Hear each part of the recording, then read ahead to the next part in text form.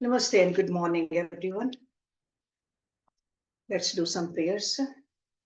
Om Guru Brahma, Guru Vishnu, Guru Devo Maheshwara, Guru Sakshat Parbrahma, Tasmai Shri Guruve Namah.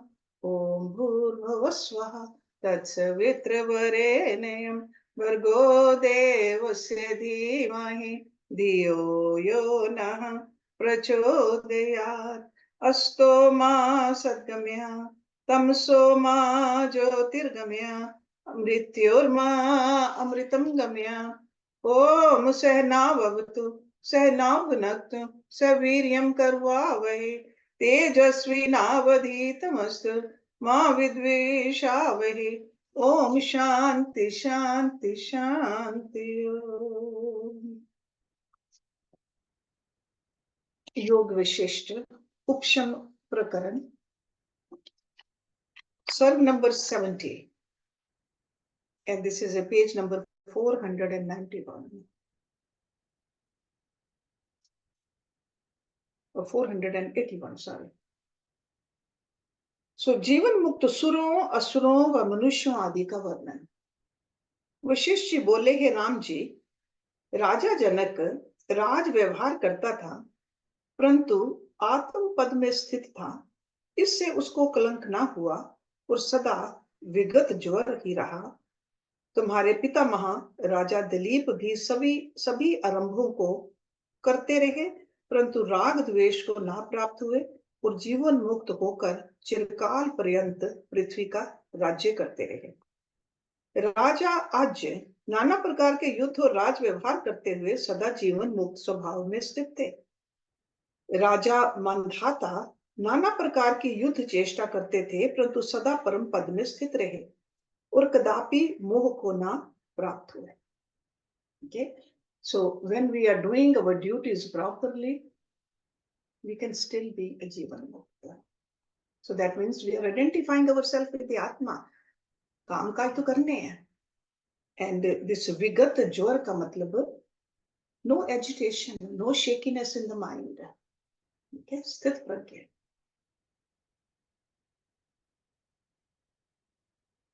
राजा बलि महात्यागी पाताल में राज व्यवहार को करते हुए भी स्वरूप के ज्ञान से सदा शांत रूप जीवन मुक्त होकर विचरते थे। नवचर दैत्यों के राजा सदा नाना युद्ध आदि क्रिया में रहा करते थे और देवताओं के साथ सदा विरोध रखते थे, परंतु उनके हृदय में कुछ ताप न था। इंद्र ने युद्ध में वृत्रासुर को मारा, सदा शीतल रहे, कुशोभ को कदापि न प्राप्त हुए और दैत्यों के राजा प्रहलाद पाताल में राज्य करते रहे, परंतु उनके हृदय में कुछ कुशोभ न आया। कुशोभ means agitation. So you could be anywhere. You could be in the Patal, or you can be in Swarg, or you can be on the Prithvi. Still you can be a Jivan Mukta. So it's not the place, it's the state of your mind.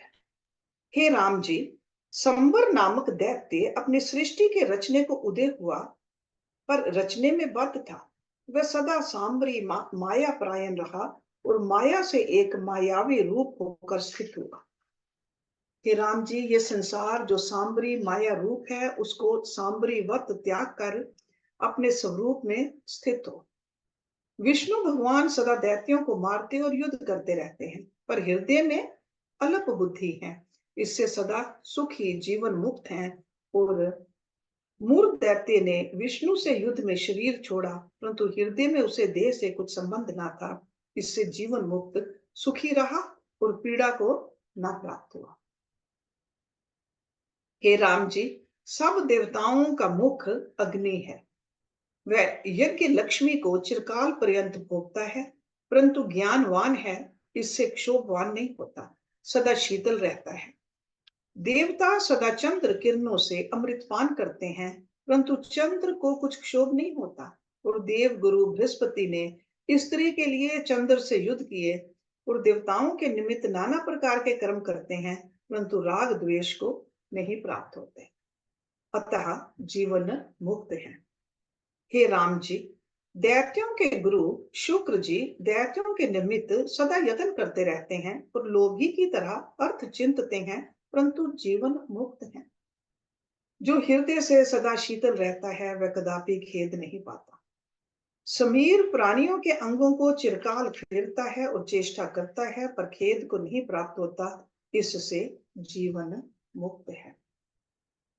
Brahma सदा लोकों को उत्पन्न करता है और प्रलय पर्यंत इसी क्रिया में रहता है, परंतु उसे स्वरूप का साक्षात्कार है, अतः जीवन मुक्त है।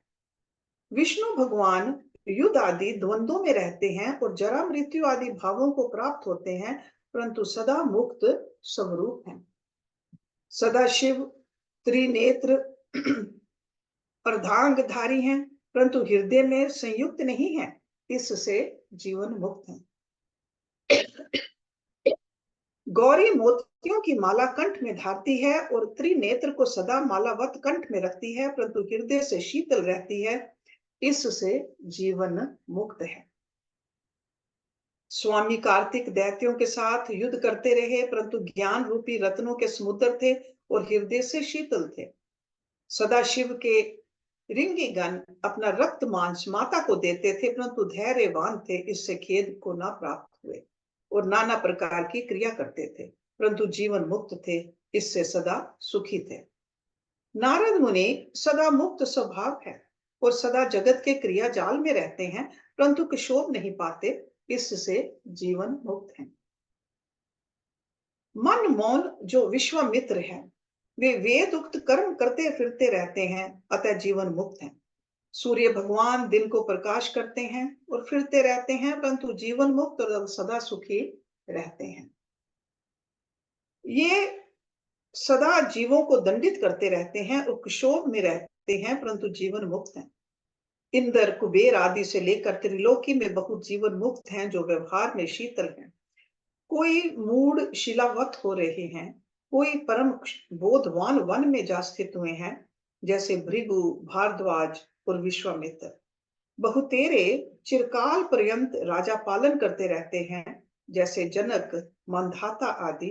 कोई आकाश में बड़ी कांति धारकर बृहस्पति, चंद्र, शुक्र, सप्तऋषि आदि रूप में स्थित हुए हैं।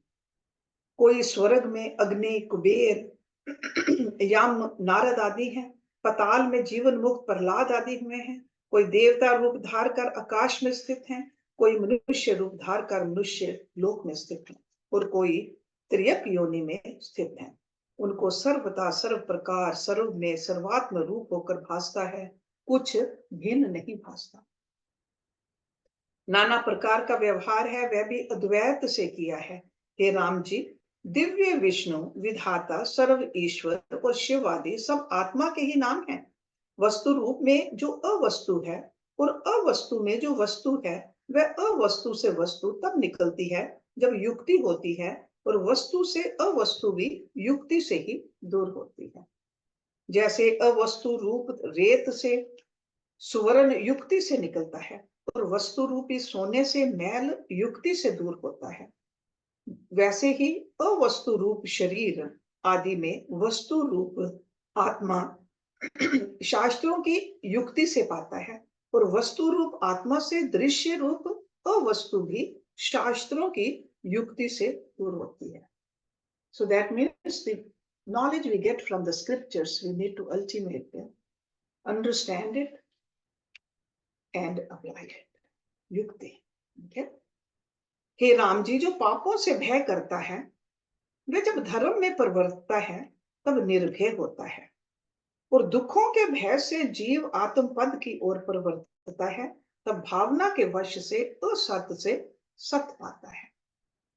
ध्यान और योग भी सूक्ष्म है, यत्न के द्वारा उनसे सत्य को पाया है, और जो असत्य है वह उदित होकर सत्य भासता है। जैसे बाजीगर की बाजी और खरगोश के सींग भास आते हैं, वैसे ही आत्मा में असद रूप संसार अज्ञान से दृढ़ होकर भासता है, परंतु कल्प के अंत में वह भी नष्ट हो जाता है।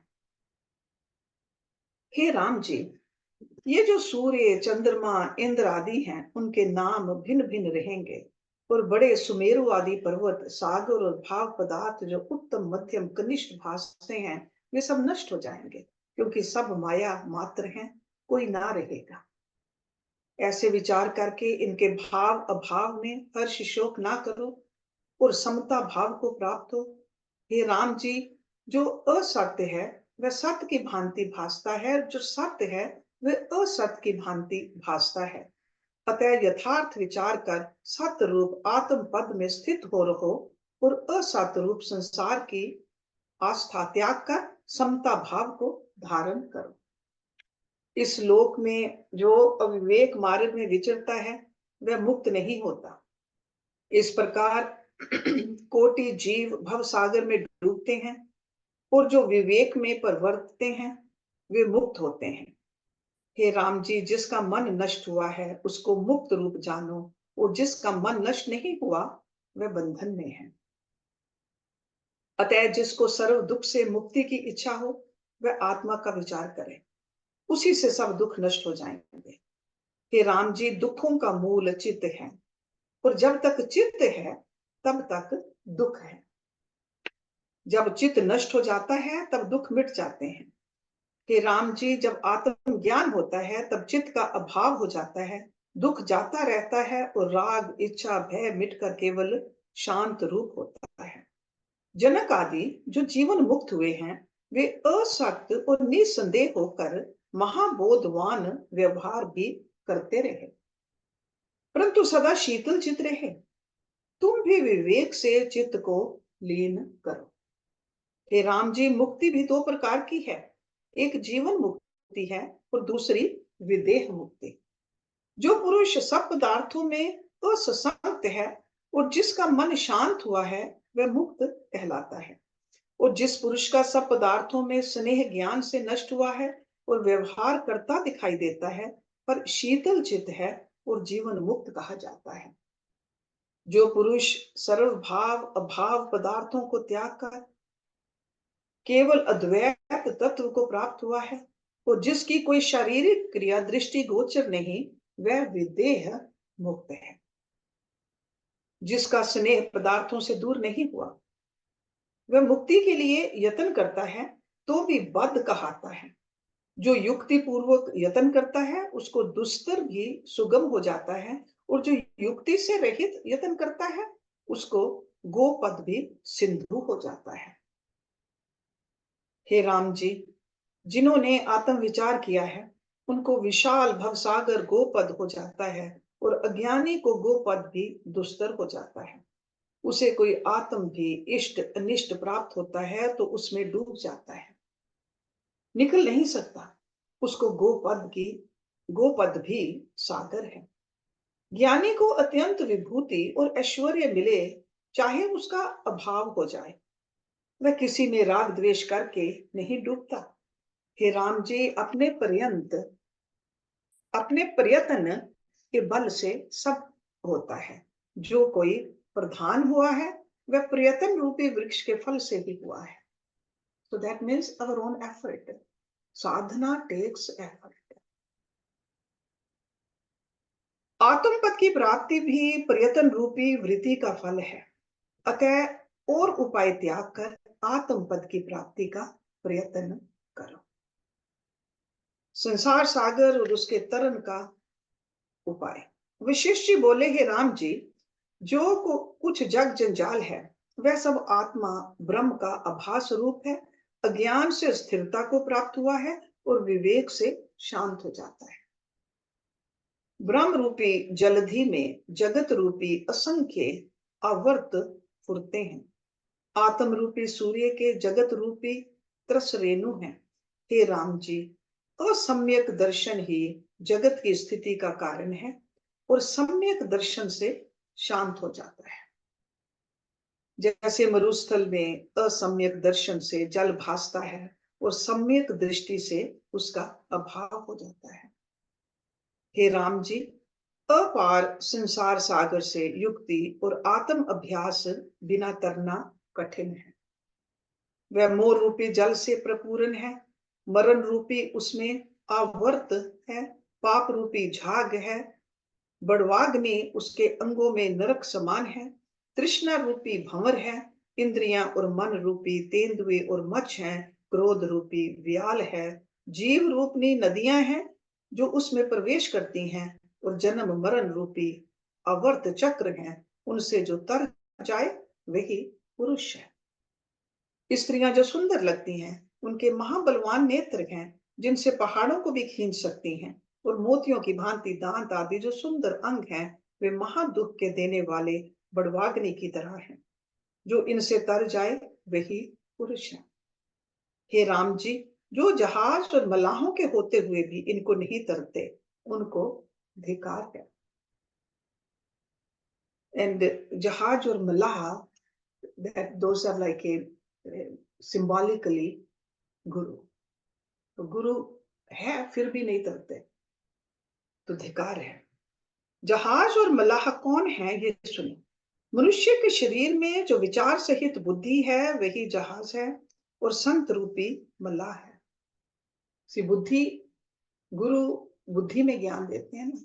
सो इनको पाकर जो भव सागर से नहीं तरते, उनको धिकार है। ऐसे भव सागर को जो तर गया है, उसी को पुरुष कहते हैं। हे राम जी, जिस पुरुष ने आत्म विचार में बुद्धि लगाई है वह तर जाता है, अन्यथा कोई नहीं तर सकता। जिसको आत्म अभ्यास दृढ़ हुआ है वह तर सकता है।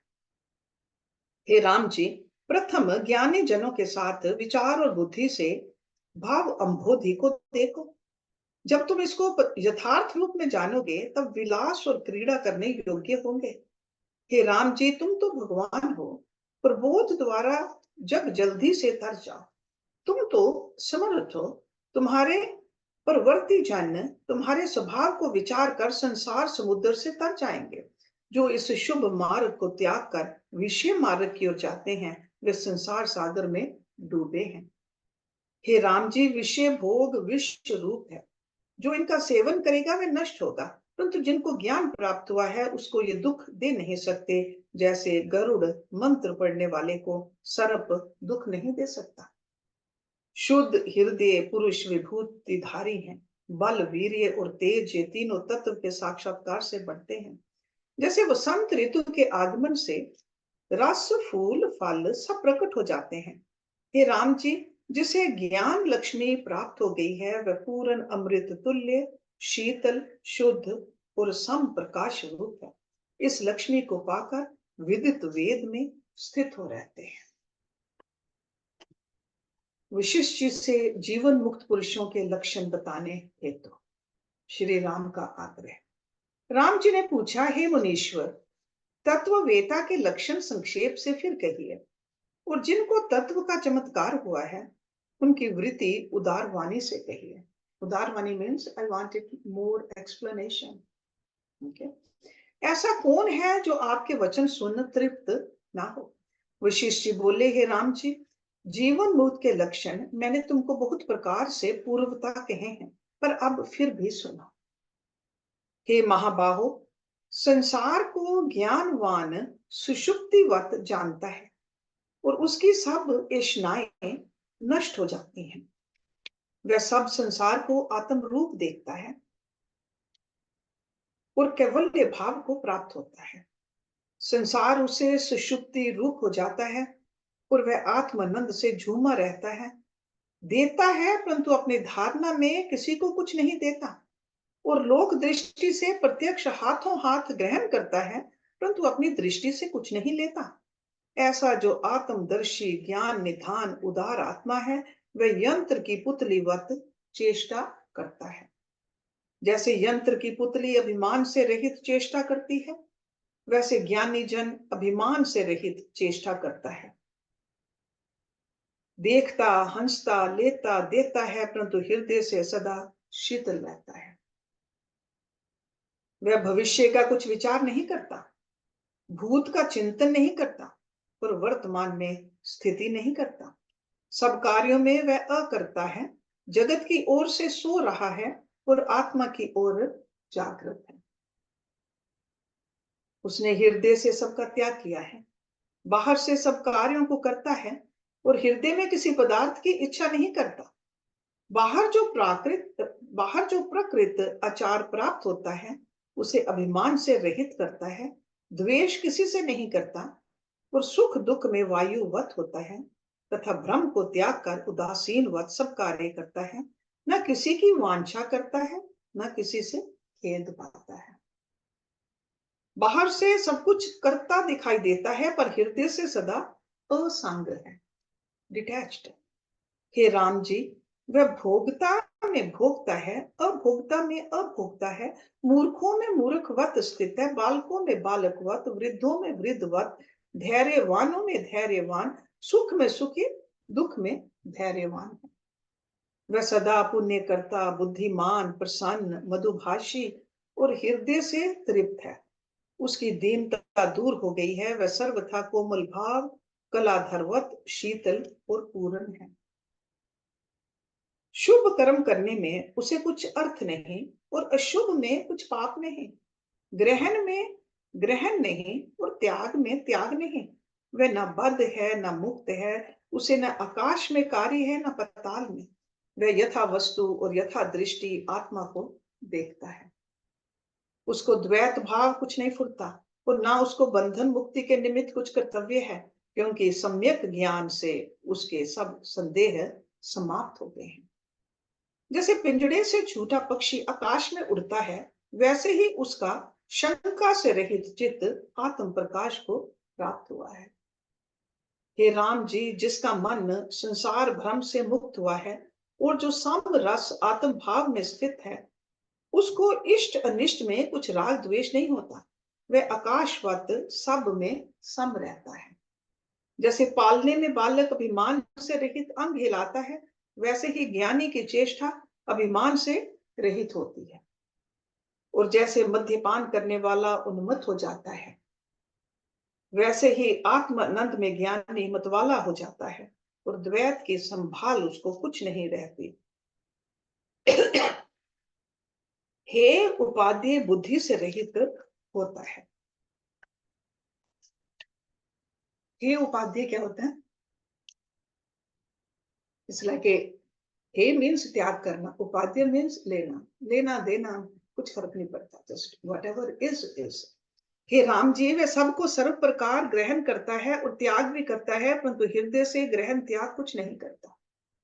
जैसे बालकों को ग्रहण त्याग की बुद्धि नहीं होती, वैसे ही ज्ञानी को नहीं होती, और ना उसको सब कार्यों में राग द्वेष ही फुरता है। लौकिक पदार्थों को न सत्य जानकर ग्रहण करता है, ना असत जानकर त्याग करता है। सब में ओत प्रोत एक आत्म तत्व देखता है। ना इष्ट में सुख बुद्धि करता है, ना अनिष्ट में द्वेष बुद्धि। हे राम जी, जो सूर्य देव शीतल हो जाए, चंद्र देव उष्ण हो जाए और अग्नि देव अधोगामी हो, तो भी ज्ञानी को कुछ विचित्र नहीं भासता। अधोगामी मीन्स अग्नि ऑलवेज गोज अपवर्ड। तो अधोगामी में अग्नि नीचे जानी शुरू हो जाए, still he'll say it's okay। वह जानता है कि सब चित आत्मा की शक्ति फुर्ती है। वह न किसी पर दया करता है, न निर्दयता करता है, न लज्जा करता है, न निर्लज है, न दीन होता है, न उदार होता है, न सुखी होता है, न दुखी होता है। उसे न हर्ष है, न उद्वेग है। वह सब विकारों से रहित शुद्ध अपने आप में स्थित है।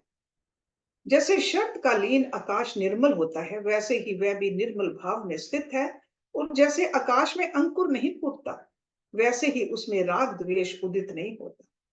हे राम जी, ऐसा पुरुष सुख दुख को कैसे ग्रहण करे? उसको जग जंजाल ऐसे भासता है जैसे पानी में लहर। ऐसा जानकर तुम भी अपने स्वभाव में स्थित हो। हे राम जी, जैसे जागृत के एक निमेष में स्वप्न सृष्टि फुर आती है। निमेष क्या होता है? ब्लिंकिंग ऑफ एन आई।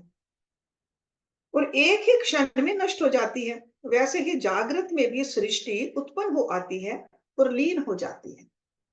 जो कुछ इच्छा अनिच्छा दुख सुख शोक मोह आदि विकार हैं, वे सब मन में फुरते हैं।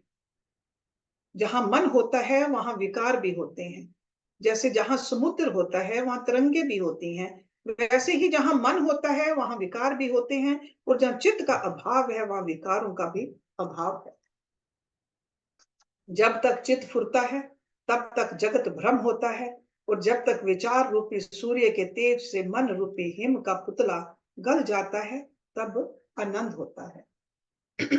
तब सुख दुख की दशा शांत हो जाती है और जब सुख दुख का अभाव हुआ तब ग्रहण त्याग भी मिट जाता है और इष्ट अनिष्ट कुछ नहीं रहता।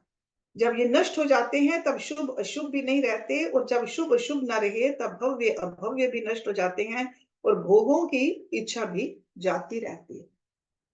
जब भोगों की इच्छा नष्ट हो जाती है तब मन भी निराश पद में लीन हो जाता है। हे राम जी, जब मूल से मन नष्ट हुआ तब मन में जो संकल्प हैं वे कहाँ रहे? जैसे तले हुए तिलों से तेल नहीं निकलता, वैसे ही मन में संकल्प विकल्प नहीं रहते, तब केवल शांत आत्मा ही शेष रहता है। जैसे मंदराचल का क्षोभ मिटने से क्षीर समुद्र शांत हुआ, वैसे ही चित्त शांत होता है। हे राम जी, इससे भाव में अभाव की भावना दृढ़ करो और स्वरूप का अभ्यास करो। जैसे शर्तकालीन आकाश निर्मल होता है, वैसे ही कलना को त्याग कर महात्मा पुरुष निर्मल हो जाता है। ब्यूटीफुल एक्सप्लेनेशन ऑफ ए जीवन मुक्त पर्सन। सर्ग नंबर 73। चित्त स्पंदन से जगत भ्रांति, चित्त स्पंदन का स्वरूप और निरोध हेतु योग सिद्धि के उपाय। वशिष्ठ जी बोले, हे राम जी, जैसे जल में द्रवता से आवर्त होते हैं जो असत ही सत होकर भासते हैं, वैसे ही चित्त के फुरने से असत संसार सत होकर भासता है। और जैसे नेत्रों के दुखने से आकाश में तरुवर एवं मयूर पुंजवत मुक्त मलाएं असत होते भी सत भासती हैं, वैसे ही चित्त के फुरने से संसार भासता है। जैसे बादलों के चलने से शशि चलता नजर दिखाई देता है, वैसे ही चित्त के फुरने से संसार भासता है। राम जी बोले, हे भगवान, जिससे चित्त फुरता है और जिससे अफुर होता है वह कहिए कि उसका मैं उपाय करूं। वशिष्ठ जी बोले, हे राम जी, जैसे हिम में शीतलता, तिलों में तेल, फूलों में सुगंध और अग्नि में उष्णता है, वैसे ही चित्त में फुरना होता है। So that means it's the nature of the चित्त to keep on moving. चित्त और फुरना दोनों एक अभेद वस्तु हैं। दोनों में जब एक नष्ट हो तब दोनों नष्ट हो जाते हैं। जैसे शीतलता और श्वेतता के नाश से हिम नष्ट होता है, वैसे ही एक के नाश से दोनों नष्ट होते हैं। इसलिए चित्त के नाश के दो क्रम हैं, योग और ज्ञान। चित्त की वृत्ति के निरोध को योग कहते हैं। So you remember that second sutra of योग दर्शन, okay? और सम्यक विचार का नाम ज्ञान है। राम जी ने पूछा, हे भगवान, वृत्ति का विरोध किस युक्ति से होता है और प्राण अपान पवन किस प्रकार रोके जाते हैं? किस योग से अनंत सुख और संपदा प्राप्त होती है? वशिष्ठ जी बोले, हे राम जी, इस शरीर में जो नाड़ियां हैं उनमें प्राण वायु फिरता है। जैसे पृथ्वी पर नदियों का जल बहता है, वह प्राण वायु एक ही है, पर स्पंदन के वश नाना प्रकार की विचित्र क्रिया को प्राप्त होता है, उसे अपान आदि संज्ञा पाता है। So it's like according to the function, there are different names of the pran. Okay, apan is a downward pran. Apan, right? There is saman, vyan, udan, right? So according to the function, different names. So sangya means name. योगेश्वरों की कल्पना है कि जैसे पुष्प में सुगंध और him में श्वेतता अभेद है और आधार आधाय एक रूप है, वैसे ही प्राण और चित्त अभेद रूप है। जब भीतर प्राण वायु फुरती है तब चित्त कला फुर कर जो संकल्प के सन्मुख होती है, उसी का नाम चित्त है। जैसे जल द्रवीभूत होता है और उसमें लहर और चक्र फुर आते हैं, वैसे ही प्राणों से चित्त फुर आता है। चित्त के फुरने का कारण प्राण वायु ही है। जब प्राण वायु का निरोध होता है तब निश्चय करके मन भी शांत होता है और मन में लीन होने पर संसार भी लीन हो जाता है। So that's why pranayam is considered the soul of yoga. Okay? Pay attention to that prana in your body. जैसे सूर्य का प्रकाश न रहने पर रात्रि में मनुष्यों का व्यवहार शांत हो जाता है। राम जी ने पूछा, है भगवान, ये रवि शशि निरंतर आगमन करते हैं, तो शरीर रूपी गृह में प्राण वायु का रोकना किस प्रकार होता है? वशिष्ठ जी बोले, हे राम जी, संत जनों के संग, सत शास्त्रों के विचार और विषयों के वैराग्य से योग अभ्यास होता है। प्रथम संसार में असद्बुद्धि करनी चाहिए। Okay, so that means that this sansara, this maya is asat. We got to bring that into our buddhi. और जो अपना वांछित इष्ट देव है उसका ध्यान करना चाहिए। So detach from this world and attach your mind to the इष्ट देवता। जब चिरकाल तक ध्यान होता है तब एक तत्व का अभ्यास होता है, उससे प्राणों का स्पंदन रोका जाता है। When you are fully concentrated on something, your prana, they slow down too. Okay? When we are thinking about, when we are agitated, when we are angry, when our mind is towards the outer world, definitely we'll be breathing, huffing and puffing. But when we fully concentrate on the Ishta Devta, प्राण is slowed down. उससे प्राणों का स्पंदन रोका जाता है। रेचक, पूरक और कुंभक जो प्राणायाम है, उनका जब खेद चित्त होकर अभ्यास दृढ़ करे और एक ध्यान संयुक्त हो, उससे भी प्राणों का स्पंदन रोका जाता है। रेचक, पूरक, कुंभक, I'm sure you are familiar with this. That is like a पूरक means सांस भरना, so inhalation. रेचक means सांस छोड़ना, and कुंभक is सांस रोकना. So we always do that in our pranayama practice. Omkar का उच्चार करने से उद्धर्व उसकी जो सूक्ष्म ध्वनि होती है, तो प्रथम शब्द बड़ी ध्वनि से होता है और फिर सूक्ष्म ध्वनि शेष रहती है। उसमें चित्त की वृत्ति लगाए तो सुषुप्ति रूप अवस्था में वृत्ति तद्रूप हो जाती है, तभी प्राण स्पंदन रोका जाता है।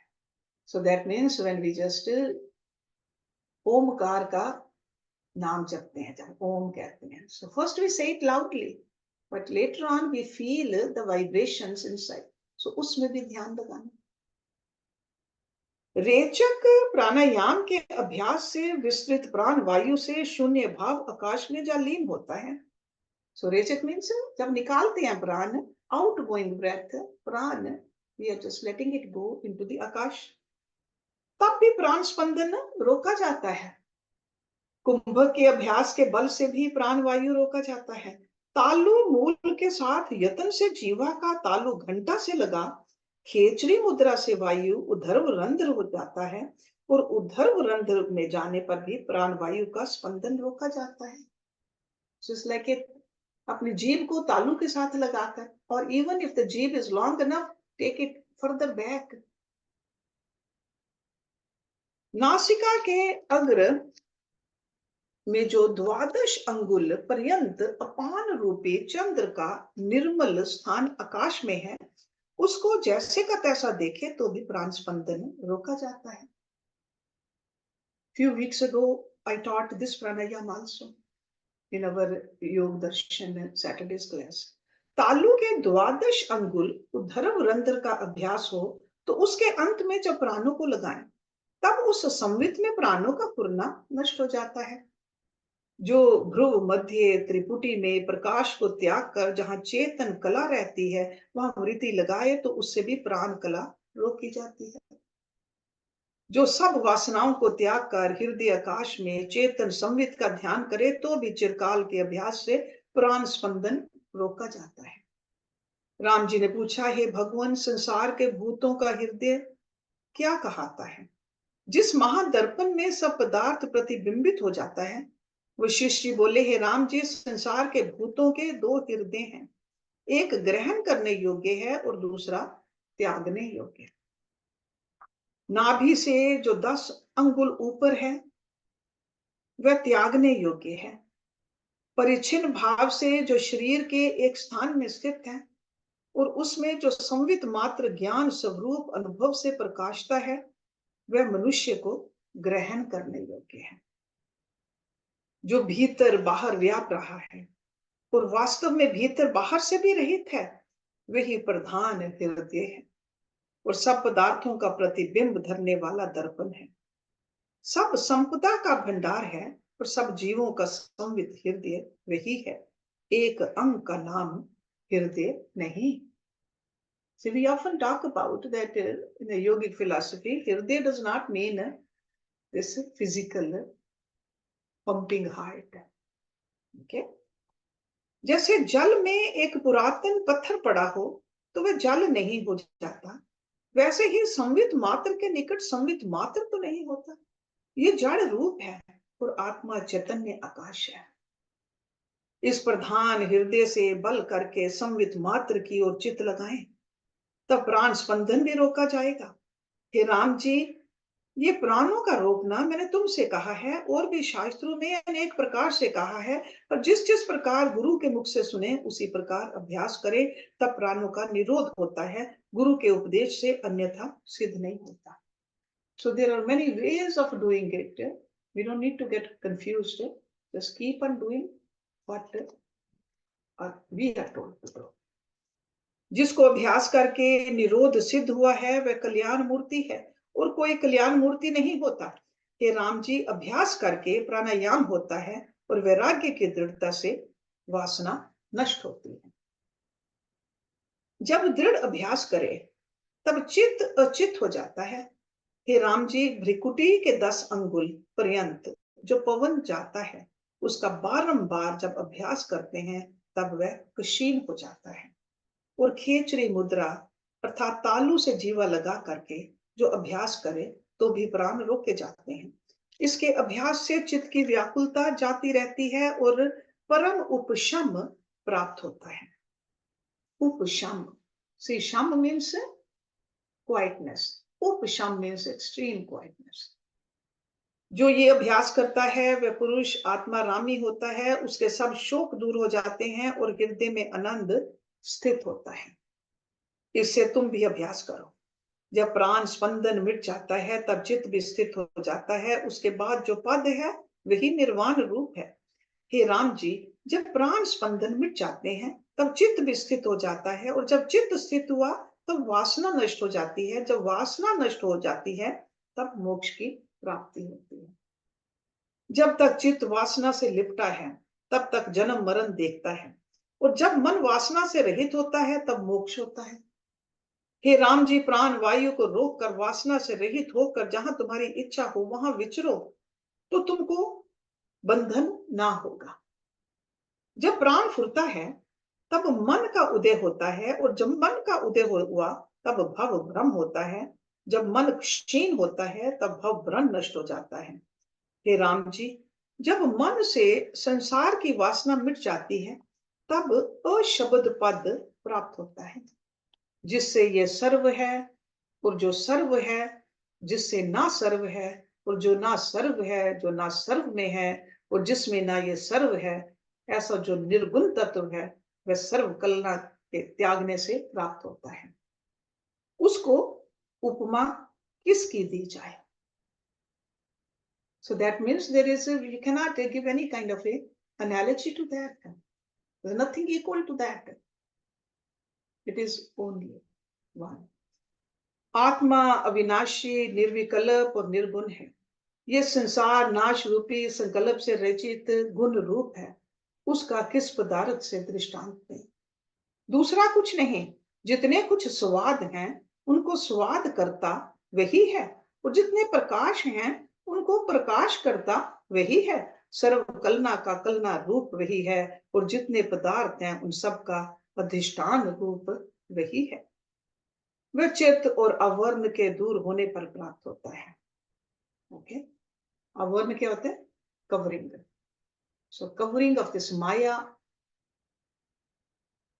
We have to remove. चित्त और अवर्ण के दूर होने पर प्राप्त होता है और सब पदार्थों की सीमा वही है। ऐसा जो आत्म रूप शीतल चंद्र है, जब उसमें बुद्धिमान स्थित होता है तब जीवन मुक्त कहा जाता है और उसकी सब इच्छा और आश्चर्य नष्ट हो जाता है। अहम त्वम आदि कल्पना मिट जाती है, सर्व व्यवहार विस्मृत हो जाता है। ऐसा जो मुक्त मन है वह पुरुषोत्तम है।